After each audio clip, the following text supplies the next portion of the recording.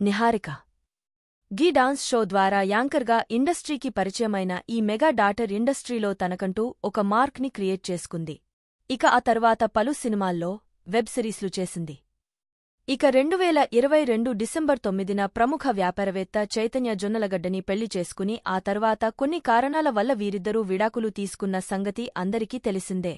ఇక నిన్న మొన్నటి వరకు మెగా డాటర్ నిహారిక విడాకుల మ్యాటర్ చిన్నపాటి సస్పెన్స్ను క్రియేట్ చేసింది.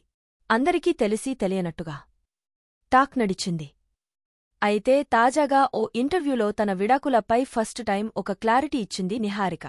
విడాకుల తర్వాత తాను ఎంతో బాధపడ్డానని, చాలా ఏడ్చానని, తనది లవ్ మ్యారేజ్ కానందువల్లే కొన్ని విషయాల్లో వచ్చిన విభేదాల కారణంగానే తాము విడిపోయామని ఎమోషనల్ అవుతూ ఓ ఇంటర్వ్యూలో కుండ బద్దలు కొట్టినట్లు సంచలన వ్యాఖ్యలు చేసింది.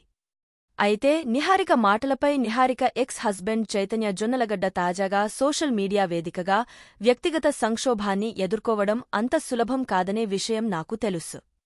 కానీ పరోక్షంగా అందులో ఉన్న బాధితుల గురించి ఇలాంటి ప్లాట్ఫామ్స్లో ట్యాగ్ చేయడం మానేయాలి. రెండు వైపులా ఆ బాధ, కష్టం ఒకే విధంగా ఉంటుంది. కానీ ఏమీ తెలియకుండా ప్రజలు ఒకవైపు జడ్జ్ చేసి కామెంట్స్ చేయడం ఎంత తప్పో. ఇలాంటి ప్లాట్ఫామ్స్ ఉపయోగించి ప్రజలకు ఒకవైపు జరిగింది మాత్రమే చెప్పడం కూడా అంతే తప్పు.